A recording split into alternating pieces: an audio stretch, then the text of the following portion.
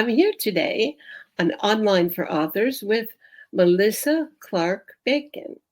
She is an award-winning photographer who has written her first novel, and I think she said it took her 10 years to do that. Before we get started, why don't you explain to our audience, give them that little elevator pitch that explains the book, so then we can discuss it. Well, it's a novel about the historical, factual elements of the novel are about Operation Crossbow, which was the search for the V1 and V2 bombs during World War II. And our protagonist is busy at work doing that, but also busy at work trying to figure out the balance in life between the things you want to do and the things you should do. So duty and family are important, but how do you move past that? So, and do what's important to the whole world, as it turned out. So, and it sort of follows a little bit about, you've done so much of photography, and then you moved into this other realm. But at any rate, yes, you said this book takes place during World War II. And it's 9 months prior to D-Day. So it's a ticking time bomb going to D-Day, because that was a critical piece. Part of it, right. Operation Overlord was the success of Operation Crossbow. And of course, what we think of as D-Day, the amphibious launches, is Operation Overlord. So this is why she was doing all that reconnaissance work to try to figure out, right.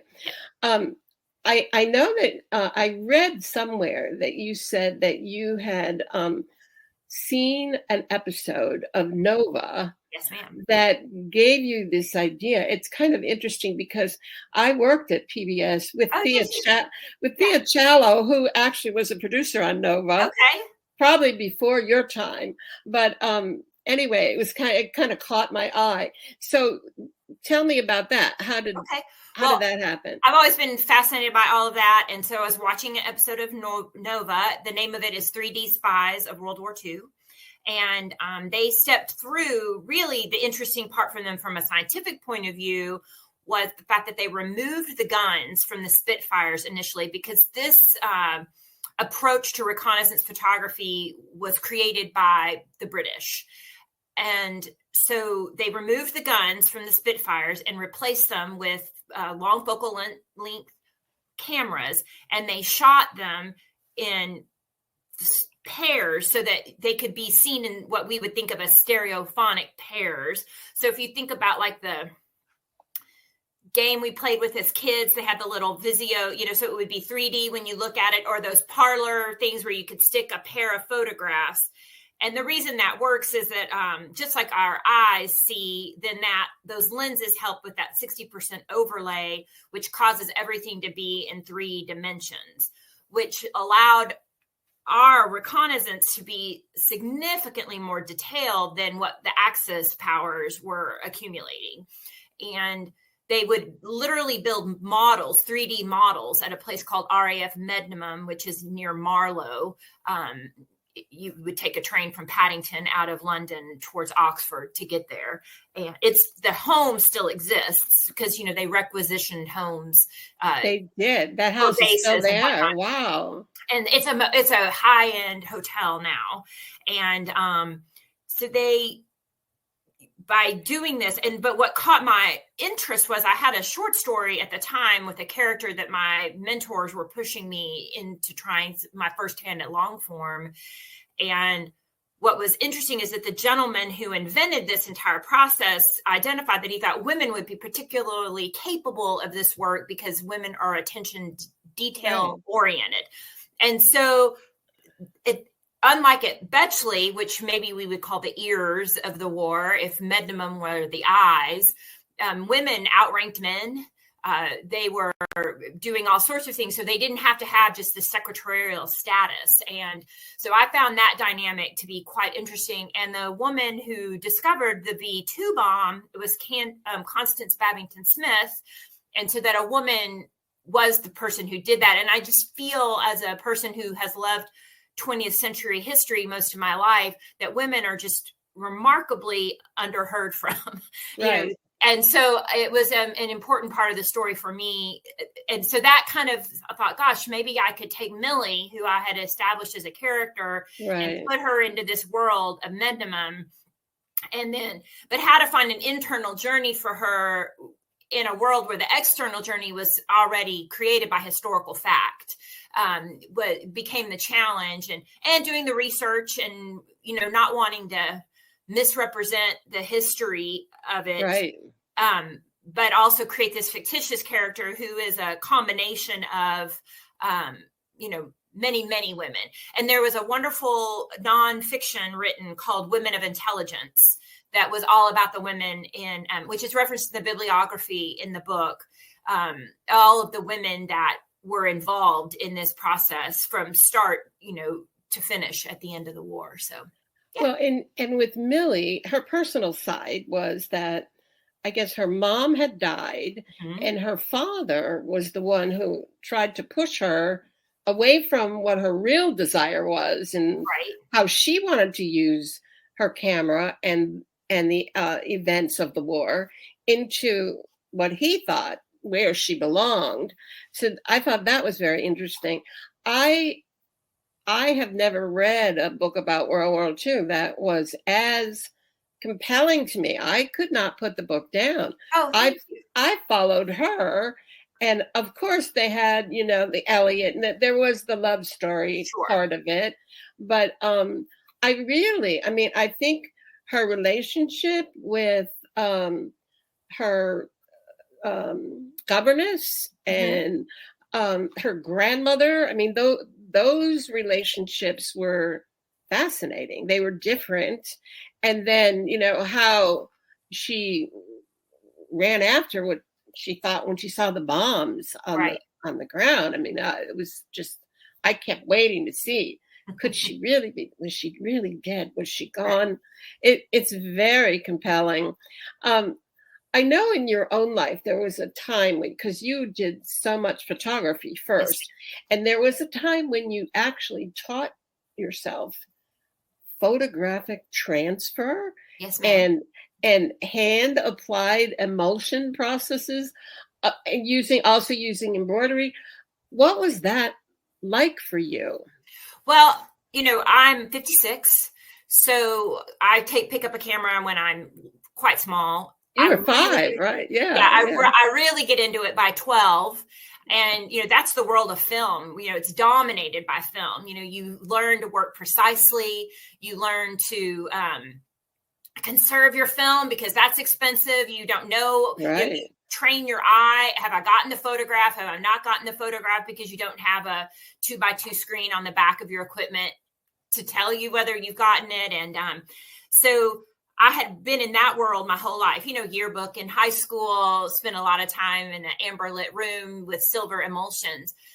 But because of where I fit in the generations, the technology starts to shift, right? In my early 30s. And, so how do you have a unique voice in this world of what now becomes digital rather than analog?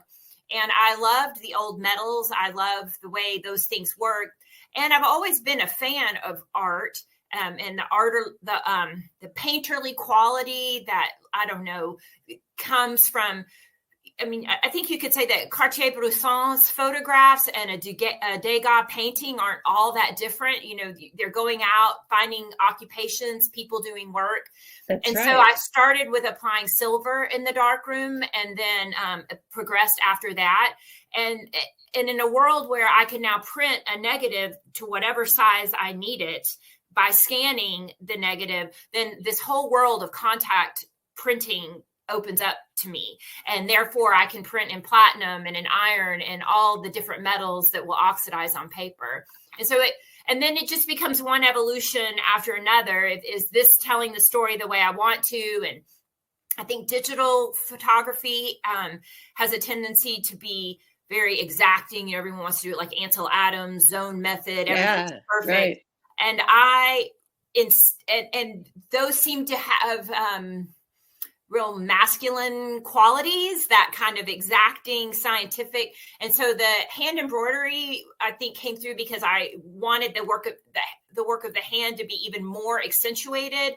And then it gave me a chance to take this very traditionally feminine occupation, into this thing that's been dominated by men for so long. Like even during the war, Millie's hurdles were, if she stuck with her camera, she was going to be in country and she was going to be left with taking, really propaganda images for the country, because they weren't allowing women to go to the front. They weren't allowing women to participate in those things. So in my own work, by moving toward the putting even more of the hand in with the fiber arts, I feel like I've been able to, soften the work and to really show the feminine side of the work.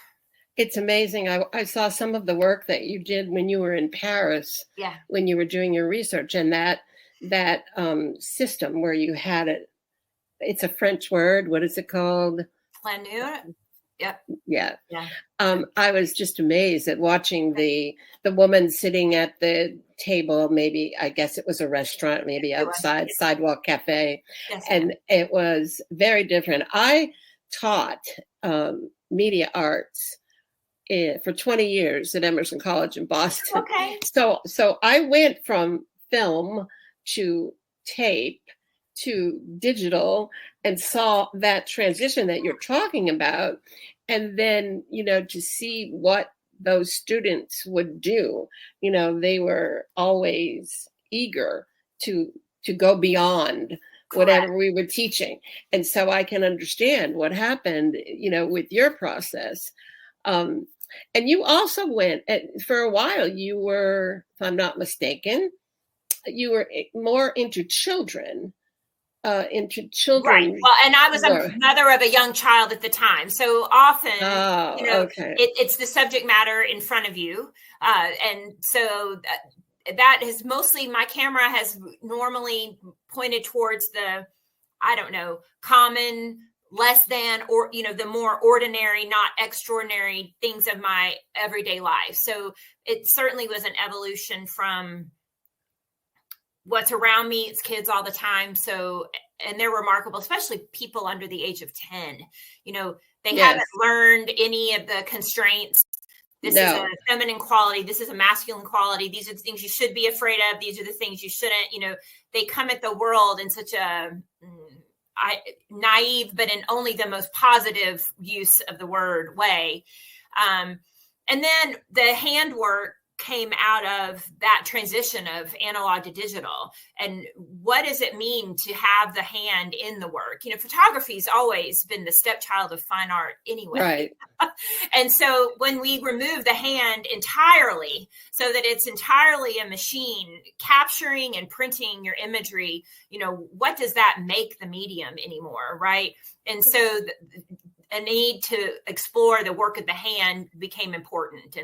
And so that's, I think, where the evolution came from. And then how do I get the hand even more in the work over time?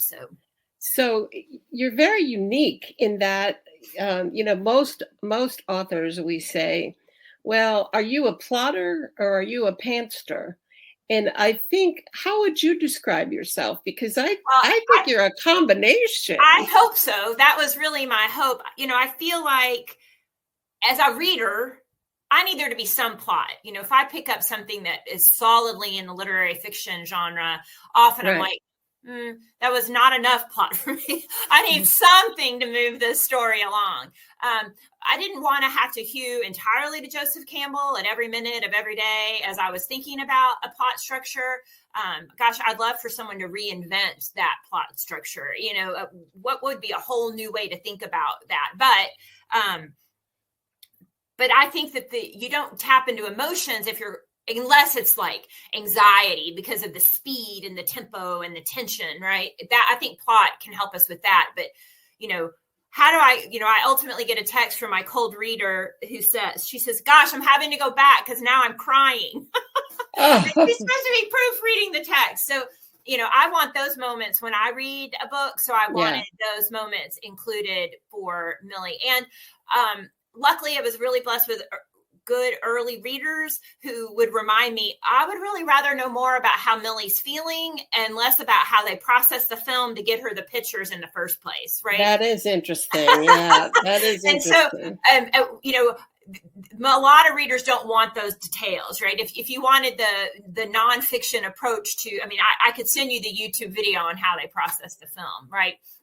Yeah, so, sure. Yeah, exactly. So I think I had the benefit probably of a lot of early readers who really prefer character-driven novels, but because it's historic and because the V1 and V2 were real threats, both to the British and to the explain a little more about the Operation Crossbow, would you? So the Germans had a research facility called Peenemünde near the Baltic Sea. And they were creating there what they described as vengeance weapons. So that's where the V and the V1 and V2 comes from. They had recruited von Braun, who we end up adopting after the war. He was an SS agent. He had a fascination with rockets. So he was doing this work. So the V1 is a rocket that carried a payload for a bomb. So it would be the kind of thing that would never have been able to be picked up on radar because it was going to go up out of the stratosphere and then come down wherever it landed. So they were testing this. And if you have to imagine that in the 30s and the 40s, rocket technology wasn't what it is today. It wasn't the world's largest, Saturn V didn't exist. The Apollo missions hadn't happened yet. Right. Elon Musk wasn't born. Correct. Agreed. I was just thinking of that because he's trying to launch this monster of a rocket now. But right. So that's happening. And in the same time, they're developing what at best could have been described as a torpedo with wings and a compass. And it was and that's the V2. And so they were launched from ramps. They had no navigational system, but what they are is the precursor to what we think of today as the ballistic missile. And so they would be launched, and the British referred to them ultimately in June of 44. They do finally reach the shore of Britain. And basically, once it ran out of fuel, it fell to the ground. And when it fell into the ground, it ignited. So they called them the doodle bugs because they could hear them and they knew they were in trouble if they couldn't hear them anymore. That meant it was coming to the ground. So now in the book, Millie's brother Peter is one of the pilots that is going out, and they are looking to bring back some footage. Correct. That Millie and her colleagues could examine. Indeed, because in the bowels, if you will, if you've ever been to the Churchill War Rooms, they're literally underground tunnels. There's a dispute at hand. There's the arrogance of, if we can't do this, certainly they can't do this. But then there are other people who absolutely believe it can be done, the scientists, which the British refer to as the boffins. And so there's a debate going on. And so the people who believe strongly that these things do exist, among them Millie's father in the novel, but many people like him in reality, believed they did exist. So they're pushing hard to get whatever photographic and concretized evidence can be found so that they can persuade the commanders to send the bombers into deep territory where many of them are likely to not come back. It's a 1 in 4 chance you even make it back if you were in a bomber crew. So to send people to that end, they needed real evidence that this was a threat. And so that's what they're searching for. And you did get that across. I mean, those pilots were, taking their own lives every time they went out. The recon photographers were all alone, and for a very good part of the war had no accompaniment. For a while, like over the channel, they would have some fighter pilots that would fly with them. But once they hit the continent, they're flying high and deep and taking photographs, and they're all by themselves. So wow. Yeah. Now, you talked about we talked a little bit about how she went and crawled across the the ground with sirens going and trying to get the right pictures that she wanted to tell about the stories. Had you found any photographs prior to putting this together that gave you some? Well, as a matter of fact, many, the ones of Wick, there's evidence that bombing did happen in Wick. And so I was able to see what that looked like. And I have a still photograph that's actually my screensaver of a young boy reading a novel from a bombed out bookstore in London. Wow. And so that is what put in mind what she would be searching for, the tranquility of this young person sitting to read in what had to have been at least hours before nothing but chaos. It fascinated me entirely. So yeah, absolutely. Many. I think you said there were 27 bookstores that were destroyed. Yes, that's right. So if you know London at all, near Covent Garden, there are many, they tend the stores of the same type tend to group together. And there are many streets that are filled, not far from the Charing Cross train station, many rare bookstores. And Foyles used to have a very large bookstore down there in the 40s, and all of them were hit during the war. That's amazing. If our audience wants to keep learning more about this book, they can actually log on to Facebook and to Novels and Latte, and maybe even be lucky enough to win a copy of Melissa's book. And the link is on the screen that you'll see as you watch this interview. So tell me a little bit about where you're going from here. What are you working on now? Well, I have two ideas in my head. The research is the part that I love the most. And so the world seems, when I started all of this before, the world didn't feel as heavy as it seems to feel now. We didn't have some of the geopolitical threats that we do now. So there's a part of me that would like to do things a little bit lighter. And so I'm investigating the role women played in the Prohibition era as drivers for the booze, which is the heart of what NASCAR driving is. NASCAR, the original NASCAR drivers were all what they called whiskey trippers, which is the term used for the people who would drive. And women actually played a pretty interesting role in that, because no one imagined a woman would drink in the first place, nor that she would drive the booze around. So just like they made very effective spies during the war, they also did this. So a world a little heavily populated by women doing that work. But having now gone on, different book tours and different things, a lot of women have asked, what's next for Millie?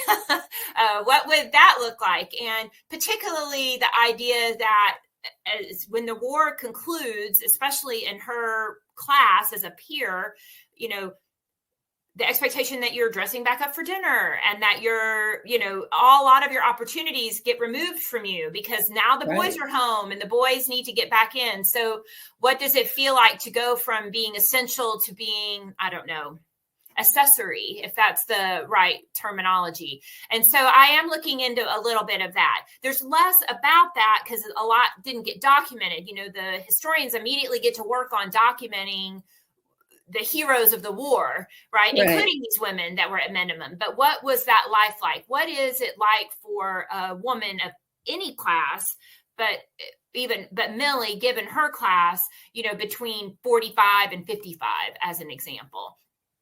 So I'm doing some research on that too, to sort of imagine if I can see something, would she have gotten involved in Suez? Would she have eventually gotten an interest in Korea? And maybe, there were more female, war photographers in Korea. Is that something that would have happened for her or not? So I'm trying to live into that a little bit as well. I think that would be very interesting. Okay. And, we're starting now to see more, the movie about the 3 African-American women who were, working on the IBM huge computer that was 6 blocks long. And we finally see they were behind they were responsible for making it all take place, you Right. know? And so it's sort of like there's more of Rosie the Riveter coming out. Agreed.